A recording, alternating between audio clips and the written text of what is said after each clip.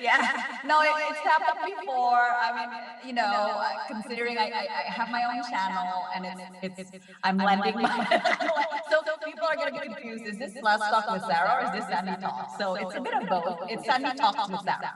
Let me talk to Sarah, exactly. Okay, So let's far, go. fine. Let's go. Okay. Wait a minute. Let me check. Okay. Should I repeat it all again? Yeah, let me introduce both of you again. Hello, this is Kata Sandi with Sara, of course, my favorite Saturday night talk show. I'm Ari Mufti in Jakarta, so glad you can join us. And here with me, Rahayu Saraswati.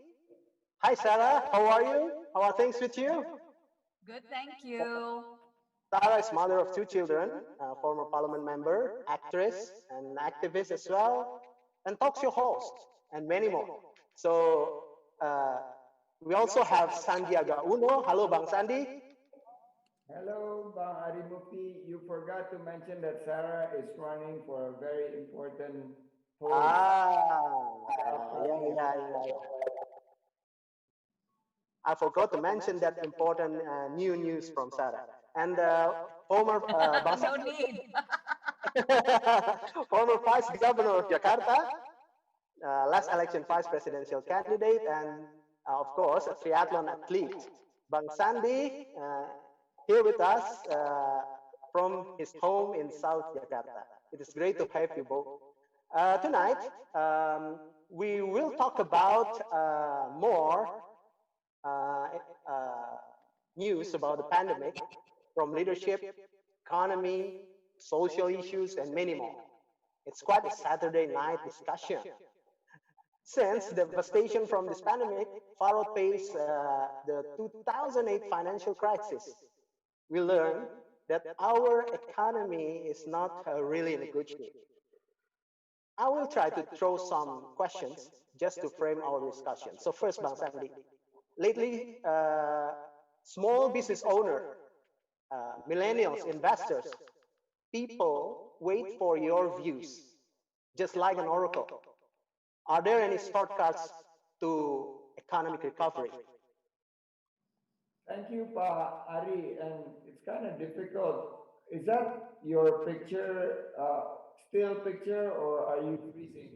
Because you look like you're. Um, now you're appearing. Previously, you were freezing. Anyway, it's great to have this Saturday night talk with my favorite politicians ever, Rahayu Saraswati, who's on to another campaign. It seems like she is very, very resilient campaigner. She worked with me on the 2017 governor elections in Jakarta and the 2019 presidential elections. And now in 2020, she's on her own race in South Tangerang. Tomorrow, I'm bicycling from here to Bintaro to campaign for her. I'm getting a lot of events requests from her team. So tomorrow, I'm doing my 35-kilometer bicycles to meet some local leaders in South Tangerang. Anyway, your questions is relating to this COVID-19. Unfortunately, I'm so sorry that there is no shortcuts for economic recovery. We need to lower the public health risks by focusing on how we could really handle the pandemic, the COVID-19 situations on the health risks. Obviously, the Indonesian economy has been hit very hard by the pandemic, minus 5.32%. It's actually the first negative territory since first quarter of 1999. So if the pandemic ends or transitions to the next normal or to the new normal, people call it, we are going to be faced with situations whereby we need to adopt a very strict and disciplined COVID-19 protocol.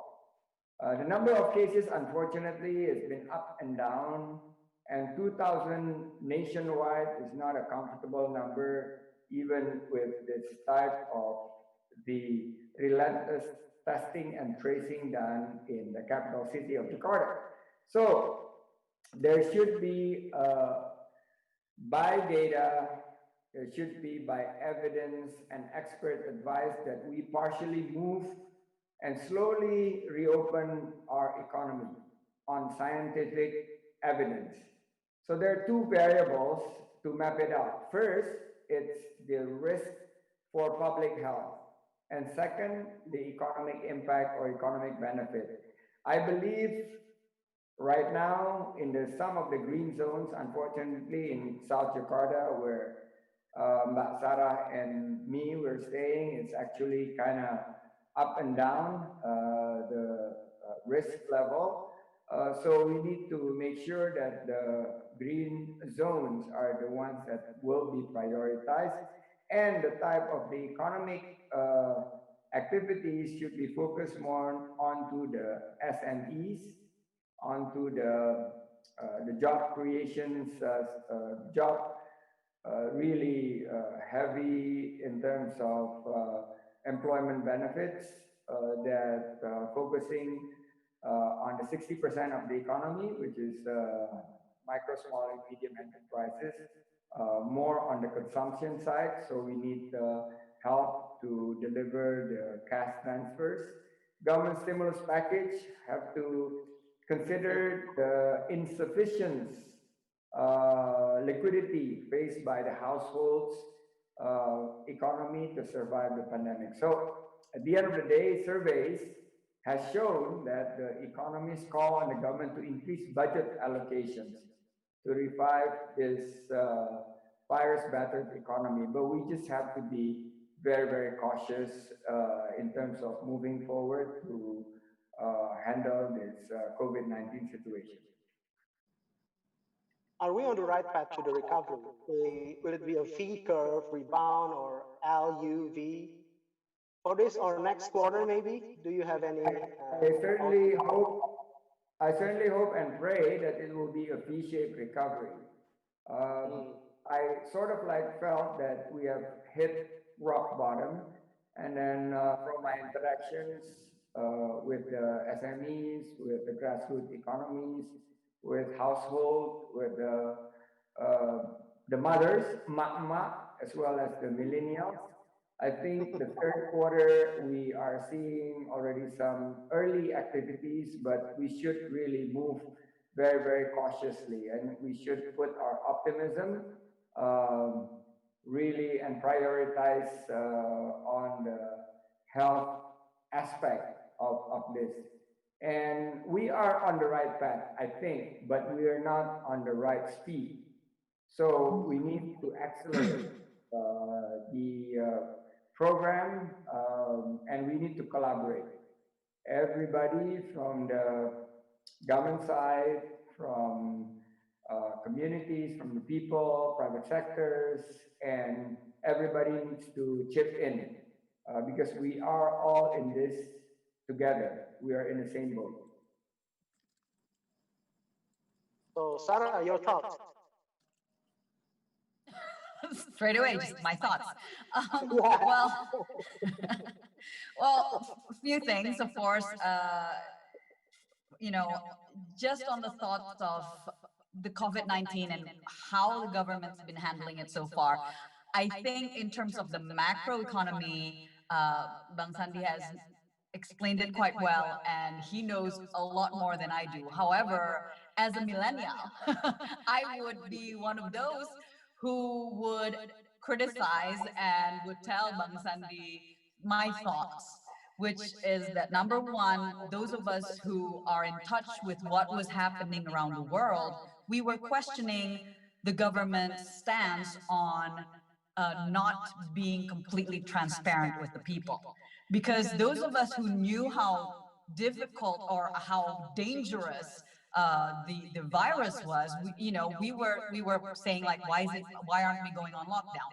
Why are we still receiving tourists, et cetera, et cetera? And I wonder whether the stance of, and they actually said that they were on purpose not being transparent with the people so that they wouldn't cause panic. But the other side to that is that even until now, we see people who are not taking this seriously. And so the debate becomes threefold, whether it's the social debate, the economic debate, and lastly, the health debate.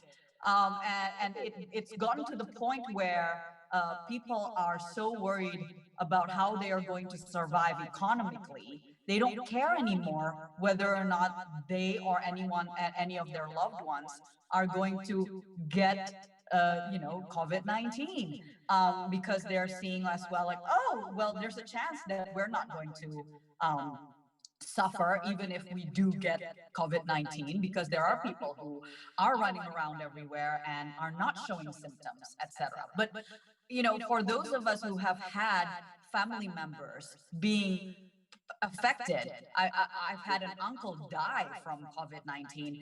We know personally how dangerous this is, and so it's a whole balance.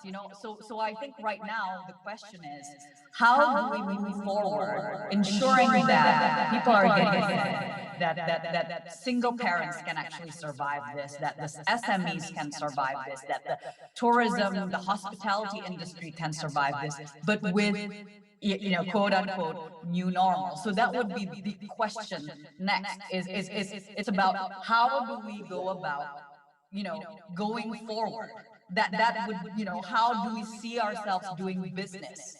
What would if we're looking at the number of unemployment, which is obviously it's completely believable. It's just, that's just logical that it would be on the rise. But what do we need to do to actually ensure that jobs are being created no matter how difficult the economy gets? So that would be my question for Bang Sandi. Which sector do we go to?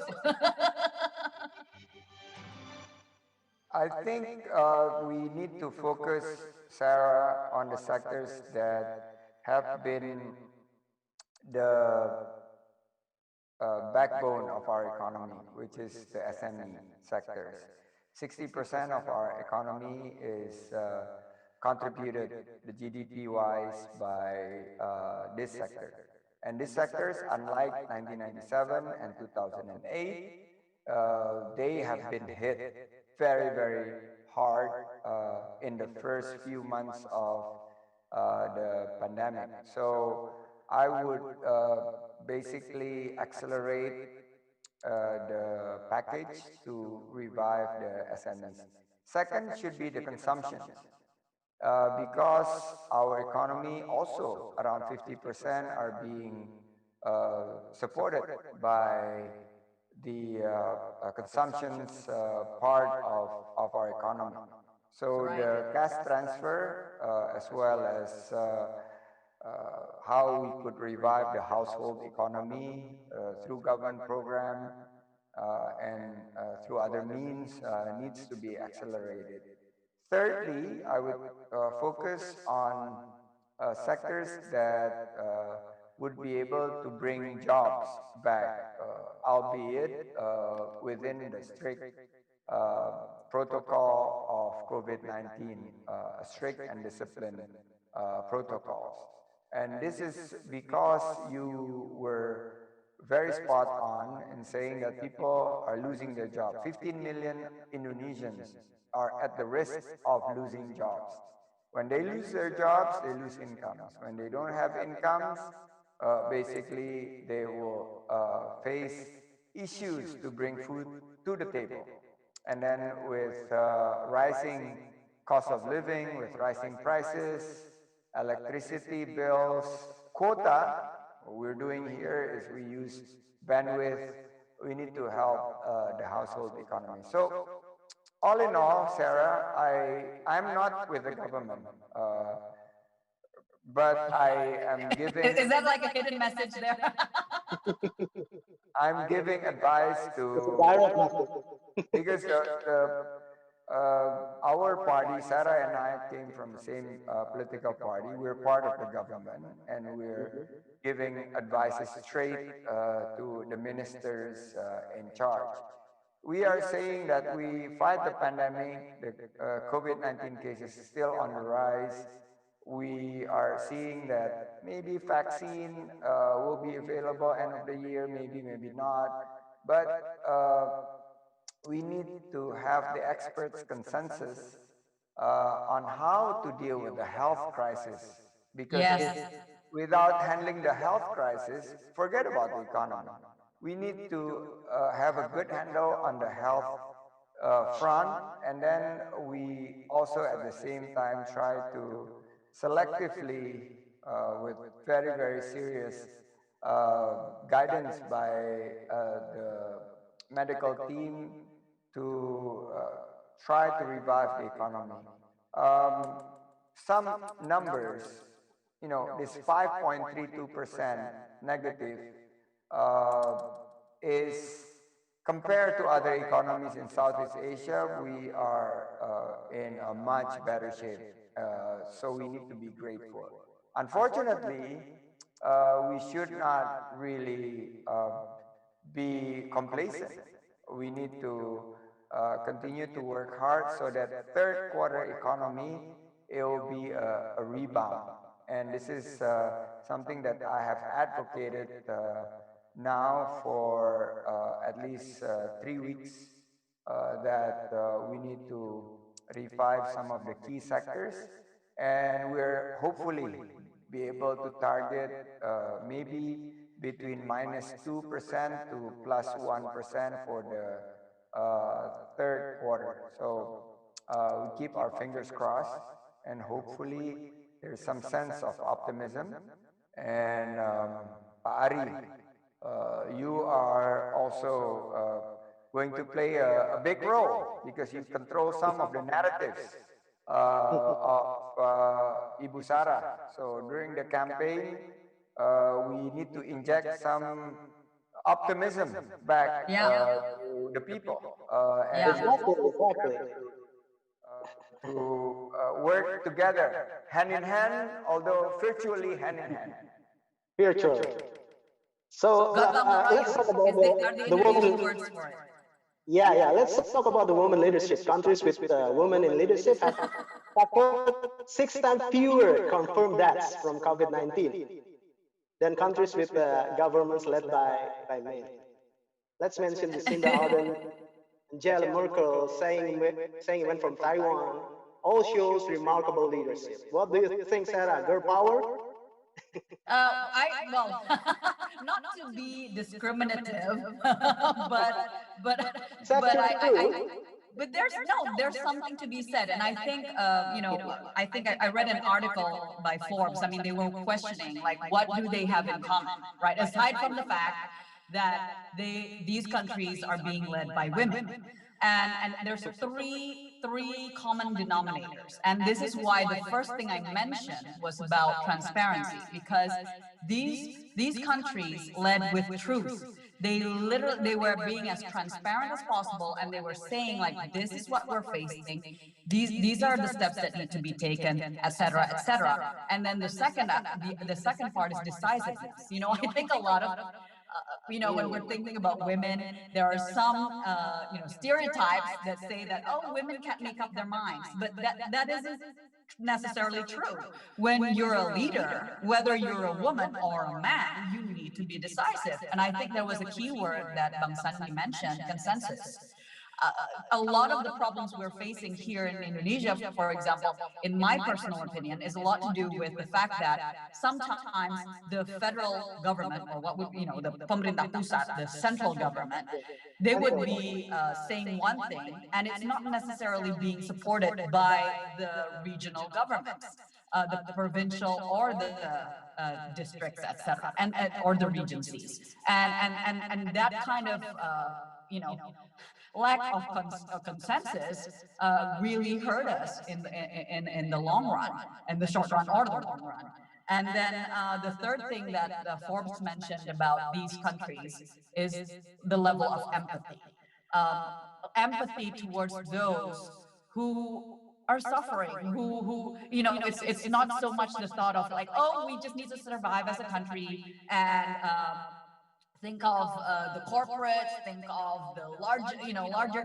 It's not just about the macro economy, it's also about those who depend on their day-to-day earnings.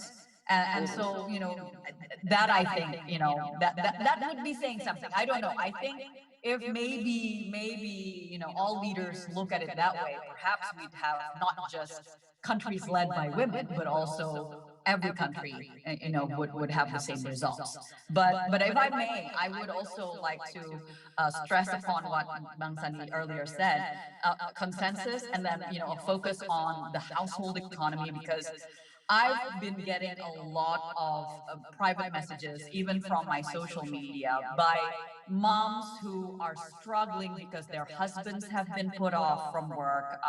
They're, even the state-owned enterprises. Those who have been working in state-owned enterprises, like, they're also suffering, and so these moms are contacting me because they need help, they need support, and so they're really struggling. But I think also, perhaps looking forward, one of the things that I would like to stress upon, I'm hearing this from a lot of my friends who are in the banking community, and those who are in the cyber community. They're saying that our digital financial literacy rate in Indonesia is still very low. So you can imagine, when we want to go e-commerce, when we want to do digital marketing, because that's kind of the only way to go forward in some cases. A lot of my friends are finally making ends meet by selling food that they cook themselves, and they're selling it on Instagram, they're selling it on Tokopedia, etc., and Shopee, and all those platforms. Um, a lot of it, there would be problems if if the everyday average Joe, average Jane, do not have an online account. So I think that's another thing that we need to look at as well. So true. So, how can household economy adapt to this new climate? Because price and jobs is quite a unfinished business here in Indonesia. Bang Sandi, how can we deal with this complexity? First of all, we have to realize this is in the Indonesian modern era. This is the first really the health crisis that probably unprecedented. I remember from my grandfather's story that his father actually died because of the Spanish flu that came to Indonesia even in the early 1900s. Yeah, So we are 1940s. dealing with this right now, and there is no modules or there is no SOP that we just have to do this as we go along. So household economy in previous crises have been pretty much assisted by programs such as direct cash transfers and reviving their buying power. So what we are saying is we need to increase their buying capabilities by way of as simple as uh, cash, putting the cash into their pockets, putting cash for works, and there are a lot of works from the village type of infrastructures to, I guess, some great ideas, including planting trees, paying people to plant trees, paying people in the coastline to plant mangroves, uh, paying, I guess, small, medium enterprises to provide food for neighbors. So activities like this will energize the household economy. Secondly, is the cost of living. And one part of the cost of living that really heavy in their monthly expenditures are food. So if we could actually allocate some of this to the SMEs to provide affordable food for families, as well as assistance in paying their electricity bills, and also because everybody is doing online learning, homeschooling, to provide assistance for their telephone bills, the quota they call it here, or the Wi-Fi in some of the public areas within the village, because truly not even in Jakarta you don't have equal coverage. Here in Yeah. South Jakarta, probably you get better coverage, but some part of Jakarta, like Ibu Sara's old constituents in West Jakarta, North Jakarta, we are still facing very difficult situations in terms of the coverage, the cell phone coverage. So, um, yeah, long story short, put cash in the pocket of the people, put assistance that hopefully will be on the right demography, as well as on the proper usage. Use data, use technology, and ensure that this is the time for you to also improve your data collections and integrate the data. Government, hey government, including our friends, political friends, Gerindra representative. We have two ministers in the cabinet. One is not dealing directly with Sarah's uncle doesn't deal directly except for the hospitals, but Pak Edi Prabowo is a minister for uh, Fisheries. fisheries and maritime Marine. affairs. Yeah. Yeah, you could. I think there are a lot of programs that we could do for our fishermen. Potentials. Yeah, really huge potentials for us to revive post COVID-19. That's right. So talking about the potentials, Bang Sandi, what are lessons from the past to create opportunity, corona-inspired entrepreneurial breakthrough, something like that? Because I remember from the last economic crisis, we saw the rise of new unicorns, Uber, Airbnb, uh, new startups flourishing from this from previous crisis. So how can we make use of this crisis? Well, as in every crisis, crisis, by the way, in uh, Mandarin is called Wei Qi.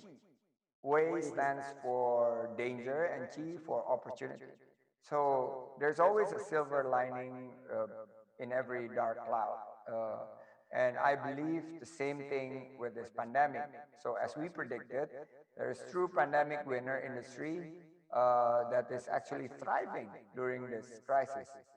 Uh, Among the two obvious sectors are food, from upstream to downstream.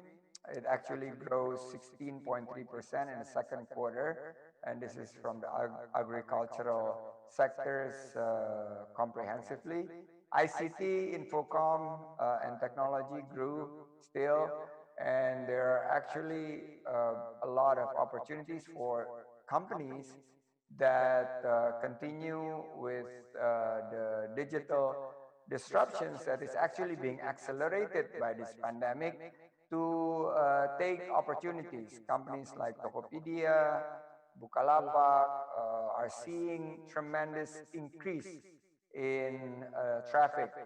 Fintech also.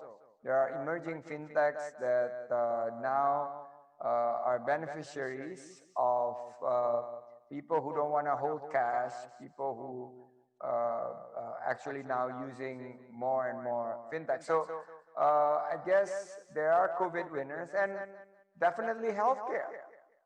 People are now more cautious.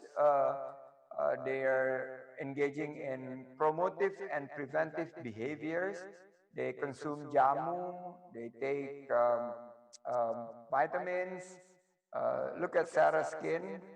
Sarah has definitely, using a lot of Indonesian herbal power.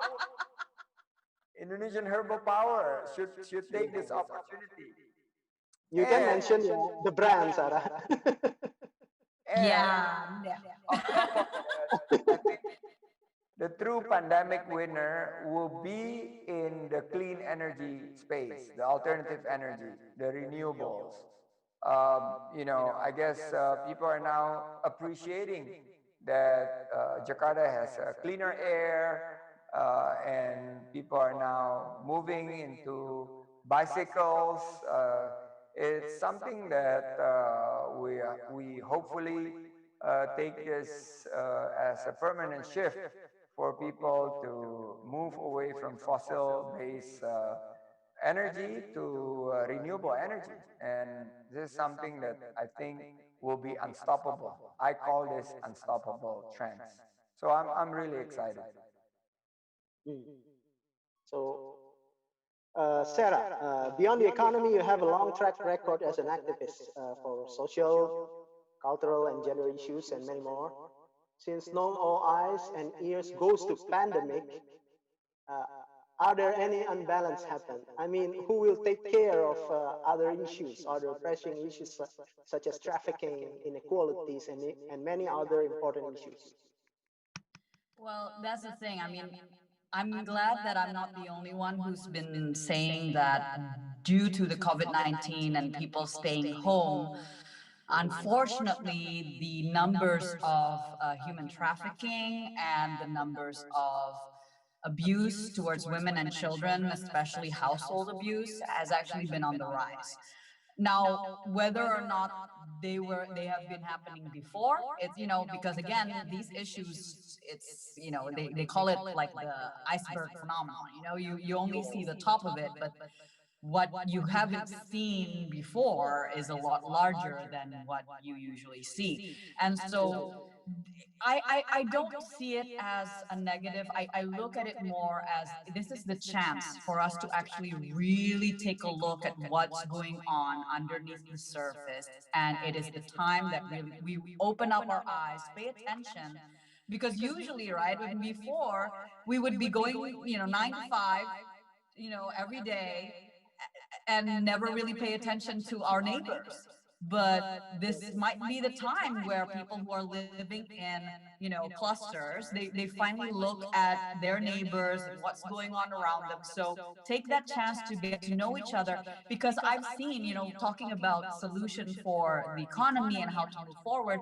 I really love what Bang Sadi says about how the government should be buying food from the SMEs, right? Rather than having from this, having deals with like, big corporations or big catering companies, but actually helping out the SMEs so that they can help feed the community around them. Because now we're seeing when we help out local industries, local, moms, like before they weren't making masks, and now they can actually start doing some household business from home, making masks, making clothes, etc.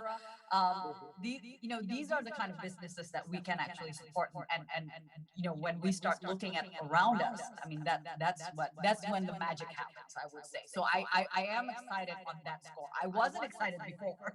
I was quite pessimistic, but now that I've seen the resilience of the Indonesian people, and with the new technology, we are seeing the younger generation also stepping up and saying, you know what, we can do something with this. We can help the people around us. We can provide jobs. We can start selling, even their products and the other people's products from the online platform. And so as long as they have creativity and they have the ability to adapt, which I think Indonesians have in bucket loads, right?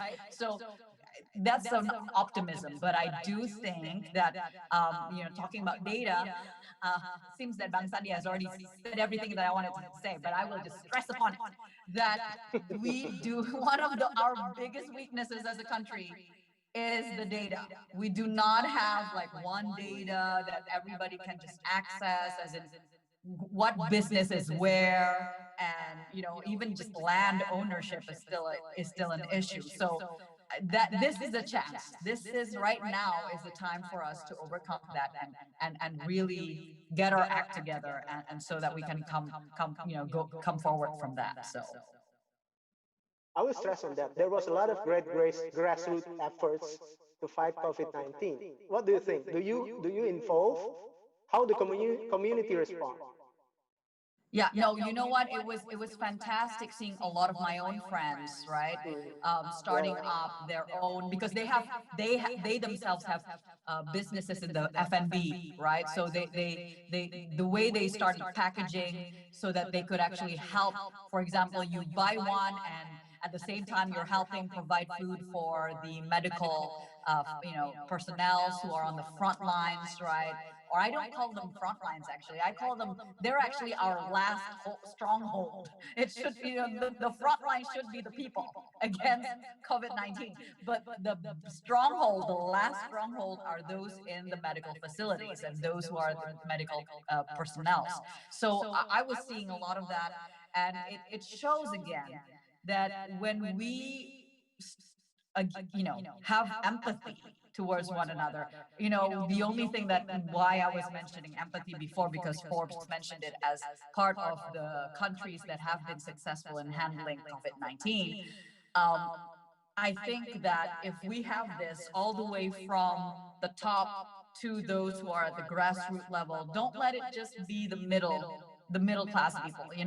We need it from all levels to ensure that all of us are in this together, making it easier. What can the internet service providers do to make sure that, don't make it as a, this is like a, it's not just a profit making time. I mean, how can you make sure that more people can get the signal so that they can actually do the learning online, which was what Bang Sandi was mentioning. I mean, we have, this is Indonesia, this is Jakarta and Java. We're still seeing problems with internet signals.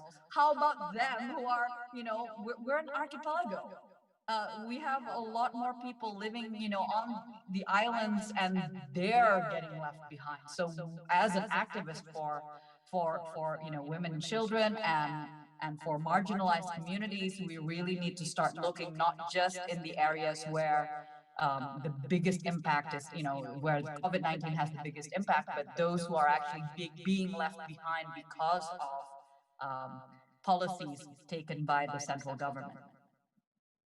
Yeah, infrastructure is always a challenge for us.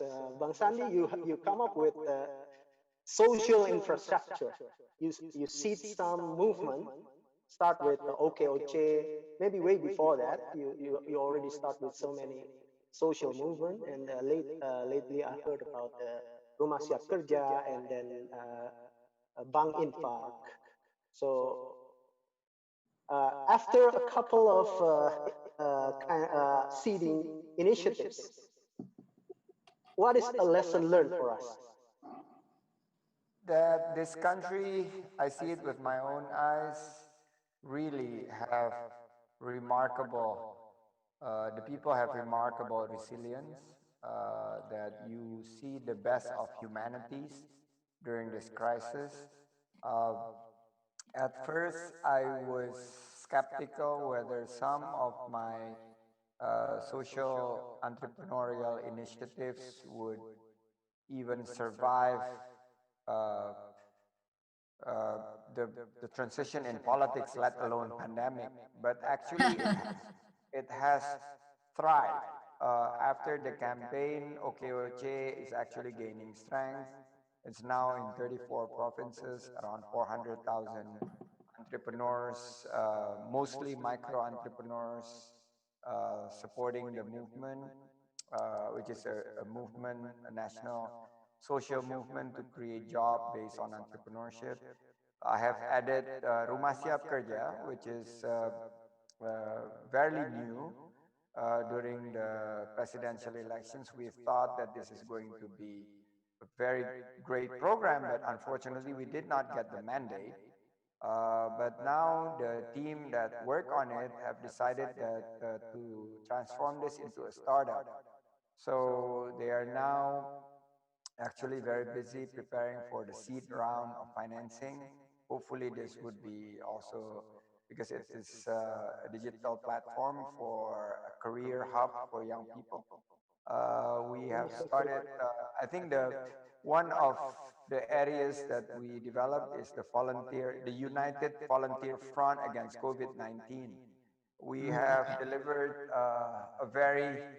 I thought it would be almost impossible to be done by I guess, the people side in conjunctions with private sectors. But then the government chipped in. We have been able to deliver 10 million masks in the last 5 months.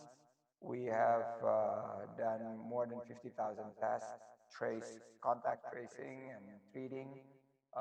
There's also hand sanitizers being distributed and liquid disinfectants being distributed for the people, and more than 50,000 package of the sembako, we call it, which is the basic food items that were delivered to the people. So I am seeing more and more of this, uh, our national fabrics of gotong royong, which is like helping each other really at its best.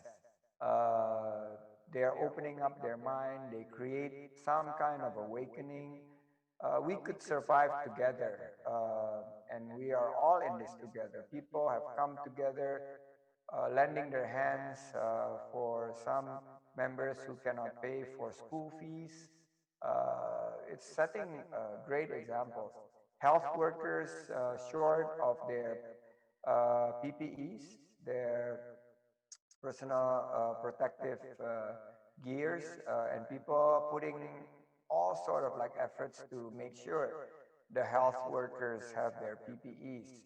Business sectors are doing their part.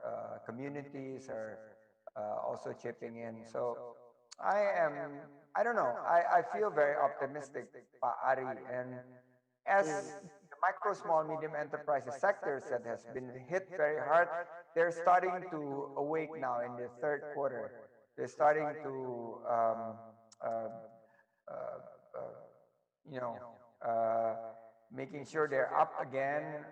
Yeah, they're groggy, having been knocked down in the early rounds, but they are now making some activities.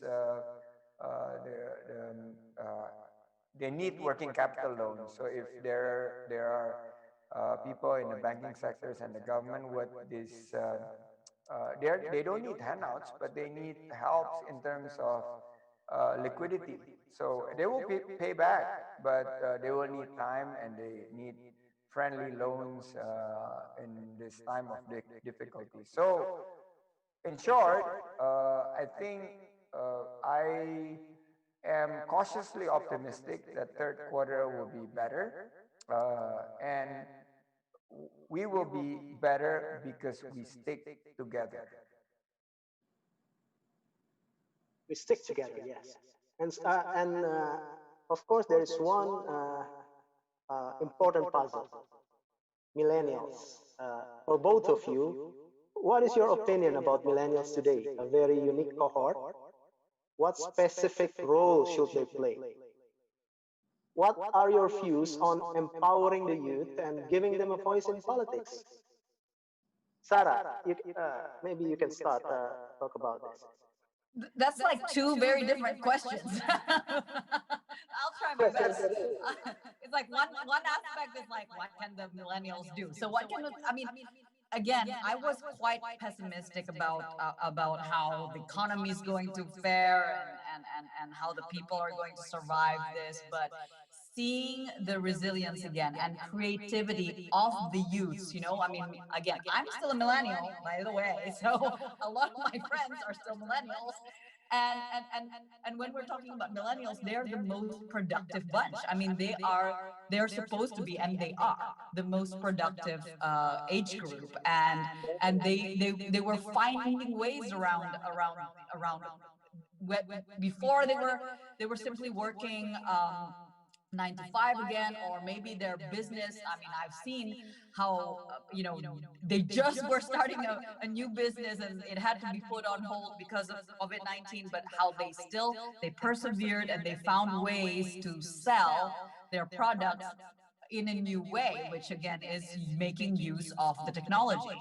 So I'm seeing adaptability in terms of the millennial generation, the younger generation, and I think this is what we need to hold on to, is that we need to stop looking at the problems so much more, and focus more on the solutions. Focus more on, okay, well, this is the case, and this is the way it is, but what can we do to actually still survive this? And I think as long as we focus on the solutions, we definitely can. Now, in terms of millennials getting into politics, I think this is again another great example this time of why we need more and more young politicians going into both the legislative body and the executive body, because and I'm not saying just in the leadership positions. I'm talking as well, like they are within the ISM.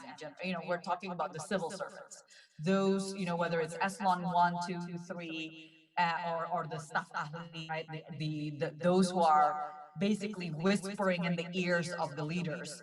We need more and more of the younger generation that are in tune with what the most productive age group need. And so I think in terms of representation is what I'm hinting at, and I'm hoping more and more of our leaders will give space, trust, and also a chance for the younger generation to show what they're made of and what they can do for this country. I cannot agree more. Bang Sandi, you being considered as a papa online for millennials. So do you have something to say to them? Because he's young at heart. He's young at heart. He has baby face. Exactly. Because I consume jamu. There you go. See, that's the secret right there. And because Should write it down.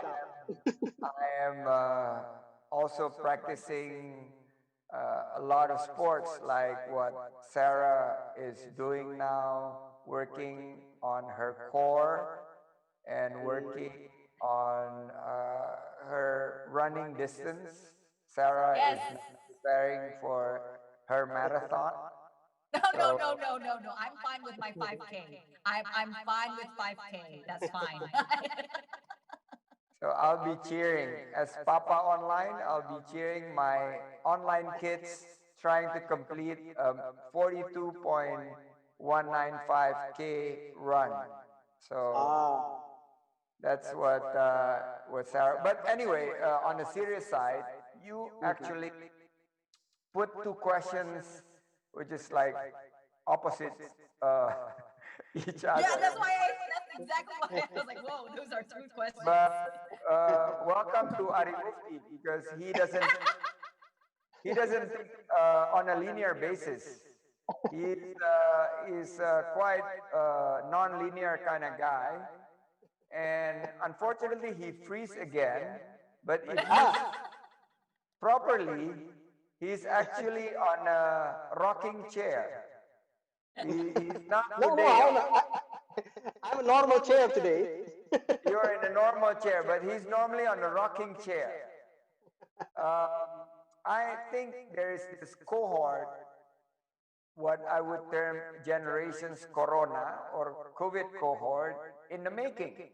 These generations, not only they are digital natives, this is generation Z and millennials like Sara, but these generations have, people would say, IQ, the normal intelligent quotients, SQ, spiritual quotient, and EQ, emotional quotients. But this cohort has AQ, which Sarah has alluded earlier, which is adaptive quotient. They are very, very able to adapt to the new situations. So they basically adapt by creating startups to handle the type of situations of this unfortunate pandemic and to build our adversity and resilience. The young generations, this COVID cohort, become more and more digitized. They are embracing into the data revolutions. If the government is not providing the right data, they collect themselves. So they triangulate the data from Google, from the telecom company, from operator, from Facebook. They triangulate all these data and they are providing businesses as well as people, communities with the right sets of data. So they are transforming faster than even our industry 4.0.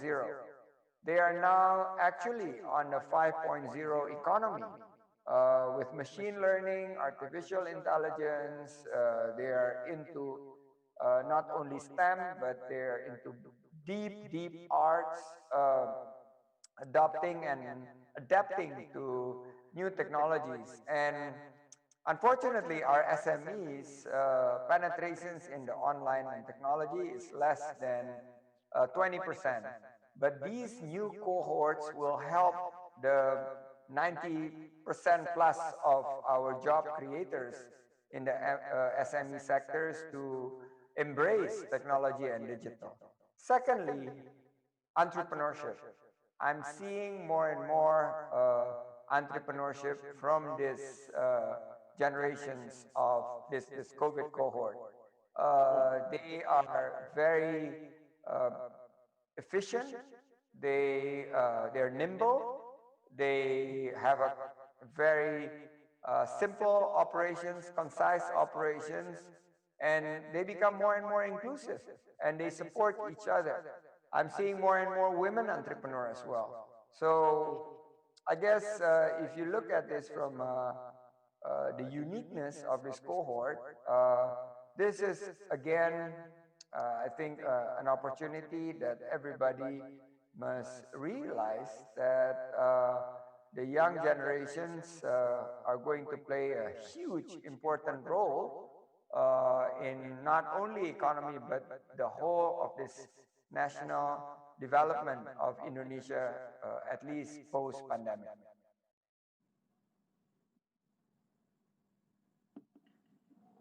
Okay, tonight Okay. we have I covered was so like, many is he things. still?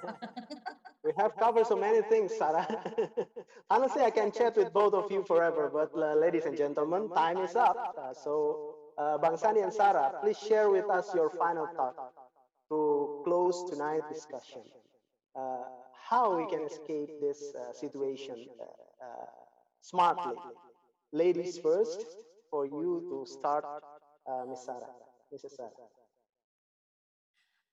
I will simply summarize just a few key points. Is number one is that we should be optimistic because the Indonesian people are resilient. But I would further push, especially the younger generation, to be creative, and from that also to be adaptable to what we are facing instead of just complaining about the issues, because our ancestors have gone through similar, if not worse, situations with war, etc., and Spanish flu and the bubonic plague. It's not like the world has not gone through, upheavals. But this is our challenge of our time, and it is up to us to decide how we are going to survive this. And we can only survive this if we survive together, if we stick together, as what Bang Sandi was already mentioning before. And so that spirit of helping each other out, when we help those who are the least, the last, and the lost, those who are marginalized, those who are struggling the most, all of us, all of us will flourish. All of us will basically, benefit from it. So, let's hold each other's hands, although virtually, and stay safe. Make sure you wash your hands, wear your masks every time you're outside the house, and don't forget to Will do. keep physical distancing. So I think those are my final words. Thank you so much. Thank you, Sam. Bang Sandi, we'd like to hear your final thought. I, like to keep that last words of Sarah into my activities in South Tangerang tomorrow, because we will have this bicycle group supposed to be COVID complied protocol. But this is always promised but never delivered. They say 30 people, but they end up 300 people. But this is a work that has been put on my shoulders to help my favorite politicians elected. Uh, He you makes are it sound like it's such a heavy burden to be there tomorrow. no, you don't have to, because Sarah, I'll do the work for you. You are Mhm. our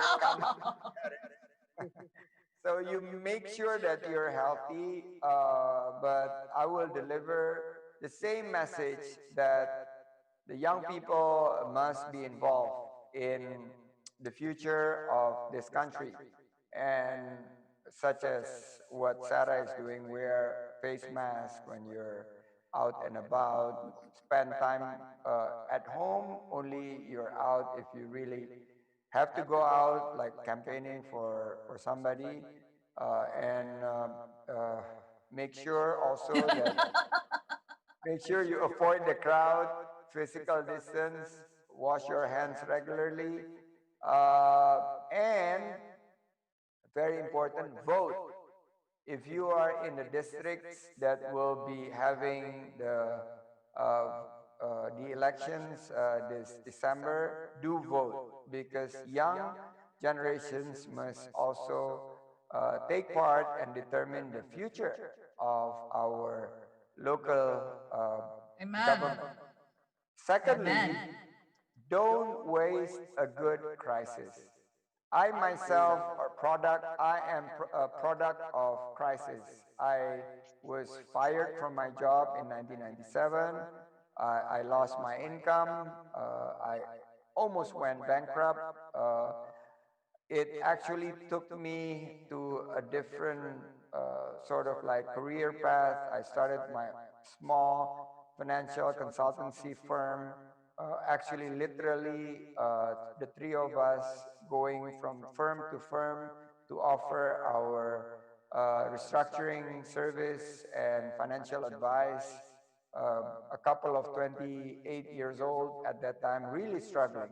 But through hard work and perseverance, being innovative, taking risks, as well as staying proactive, we've been able to build our business from a startup to right now one of the most active investment firm in Southeast Asia with 30,000 employees. So you could do it also, the young generations, the young cohorts of Indonesia, and together we would be able to survive this pandemic, and we will actually become a much better Indonesia.